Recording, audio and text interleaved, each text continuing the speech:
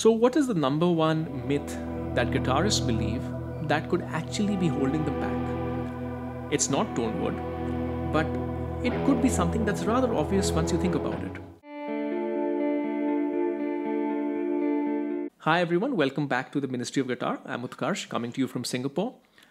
Sorry for the long absence. I was basically traversing the entire Indian subcontinent, the continent of India, like I like to think of it. It's so massive. All the way from the north to the south to the east, I covered it all. Weddings, hometown, a lot of stuff going on. So apologies for the lack of content, though it was rather refreshing to be away from guitar for a bit of time.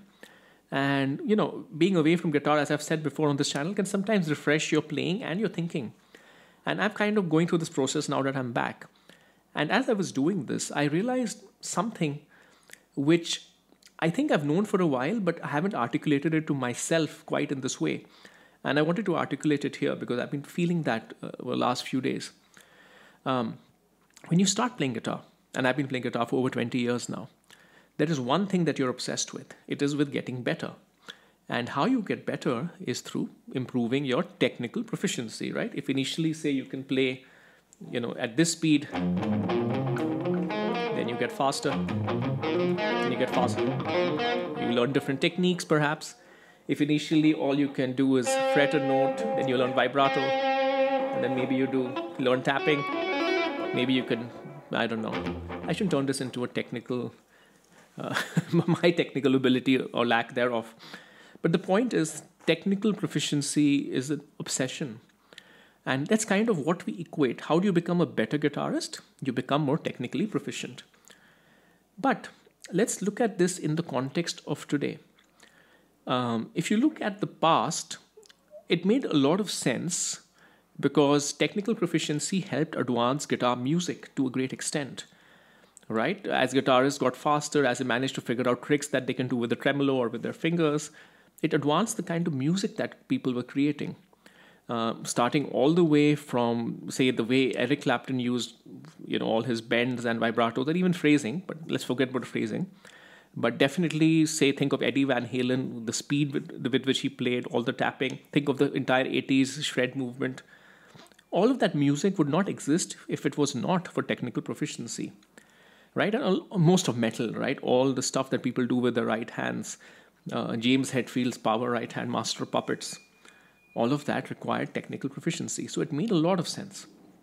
Now, in 2024, if you think about it, technical proficiency has been pretty much maxed out. I liken this to the horsepower on a car because there was a time when all the car manufacturers were in the horsepower races. But now with electric cars, horsepower is a given. You have 1,000, 2,000. 0 to 60 or 0 to 100 kilometers per hour, 60 miles per hour times don't matter anymore. Much like that today, where technical proficiency has been maxed out by a bunch of internet guitarists, right? Everybody has so much access. And also on the flip side, you also have AI and AI tools that can perfectly simulate any most technical proficient thing that you can think of, way beyond what humans can play. So at this time, technical proficiency is not required to advance music forward. It just is not. Maybe there is somebody who will come up with something, but even if someone comes up with something, AI would be able to replicate that very, very easily, given they're able to replicate rather organic things, including human voices. So you no longer need technical proficiency to advance the case for music. Now, technical proficiency is a great thing. It makes you play better. It's kind of like I've said before, it's a lifelong journey as a guitarist. There's always more to do. But I tend to think that we're a little bit obsessed by it. And we have this belief that better technical proficiency means better guitarist. Now, to a point, it is required you need a certain basic level of technical proficiency. Otherwise, you can't play most of the stuff that you want to play. You hear a great solo, but you can't play it because you're not proficient enough. To that certain level, it makes a lot of sense. But given the amount of diminishing returns that are required to make small advancement technical proficiency, I've seen this myself, right? I'm at a certain level. Say I can play everything up to, say what? I'm trying to think of a guitar. Say I can play anything up to a Metallica solo. But perhaps the most advanced Metallica solos I can't play. Perhaps the solos that some of the real great technical guitarists play, I can't play. I can't play Jeff Loomis, for example. So And the amount of time it would take me to get from Kirk Hammett level of technical proficiency, not that I'm there, but I can pull off in a live setting, to a Jeff Loomis level of technical proficiency, or a Josh Middleton level of technical proficiency, is tremendous, right? It's an insane amount of time. And I'm not obsessed about it. And the reason I'm not is I think greatness and technical proficiencies don't have to go hand in hand. And for me, there is no better example of this than my favorite guitarist, which is David Gilmour. And with his latest album, and thank God David Gilmour is still out there generating music at the grand old age of 78. I was listening to the solo on the song that he's done with his daughter. It's called Between 2 Points. It's a cover. And I was just looking at the solo, and I was listening. So first, I try to listen to music like a person listening to music. So I'm not thinking about what notes is he playing. And the solo was a classic David Gilmour solo, amazing, emotional, way more memorable than 99% of solos you will hear. He still got it clearly. And I was looking at it. And then I was looking at people trying to cover the solo. And I realized something. What makes great music and what is most important for a guitarist, honestly, especially in the day and age where the nuclear, the nuclear's arms race of technical proficiency has been won by people already. It is individuality, and it is how you use what you have. I don't think David Gilmour has advanced in technical proficiency since 1973, since Dark Side of the Moon, maybe even before that.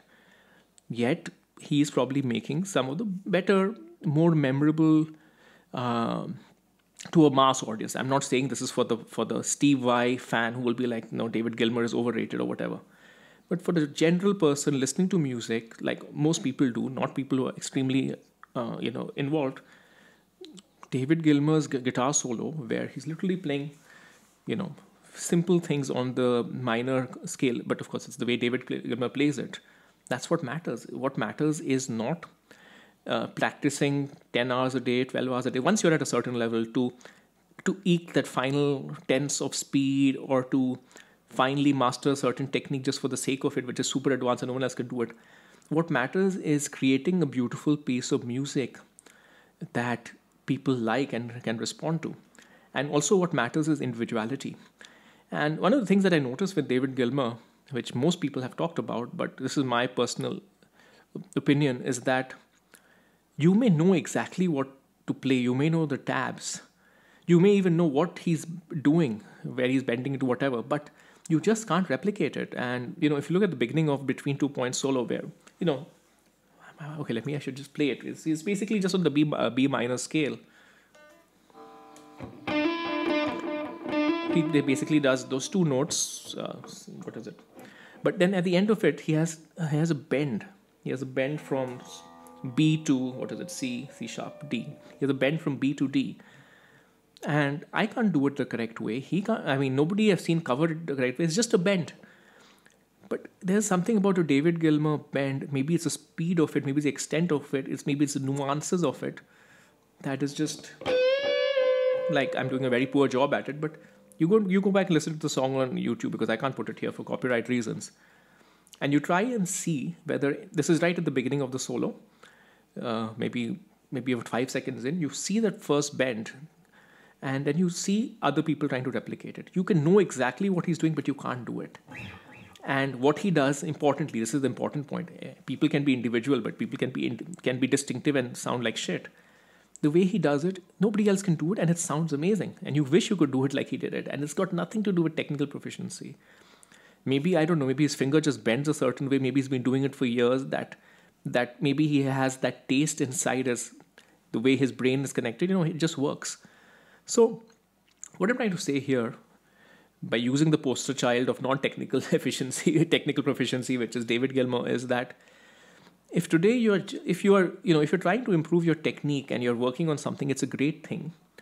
But once you reach a certain point of being an intermediate or semi-whatever guitarist, I think it is way more important to get off the horse of just trying to play faster, just trying to play more advanced techniques, and think about what it is that you want to do as a guitarist, what is the kind of music you want to play, and be very comfortable getting off that horse. I had set this kind of target, I think, for myself a few years back, that I should be able to play the Painkiller solo flawlessly. I should be able to play this particular Eddie Van Halen thing flawlessly. And then, of course, and I should be a perfect sweep picker and all of that. And it was more of an ego thing, right? I should be able to do it. It's an ego thing. I should be able to, any song that I hear, even if it's by the most difficult guitarist, I should be able to cover it. And then I realized that, one, it takes a lot of time. But secondly, what am I achieving from it? And how does it go with my own objectives? And I realized that my objectives are more about, writing songs or hearing music that I like, which is very melodic, that is very, very easy to remember and iconic to remember. And the time that I would put in just to get that final last bit of technical proficiency would take away so much time from everything else that I would want to do. Right? It would take away time that I could, because remember, time is a finite resource. If I want to sit and learn how to record songs properly, if I want to learn how to produce properly, this all takes time away. If I'm spending hours and hours of the day just running over the fretboard, just trying to get that last thing. So it's just so that I can be cool enough so that I can just look at anybody and say, I can play better than you. I think that is a bit of a self-defeating attitude. So there we go. In my opinion, the biggest myth was that after you reach a certain point, you still need to constantly keep improving your technical proficiency. I think if we abandon that thing that we force upon ourselves, maybe our lives and our journeys in the playing guitar could be rather better. All right, I would love to know what you think about this. Let me know in the comment section as usual, and I'll see you next time.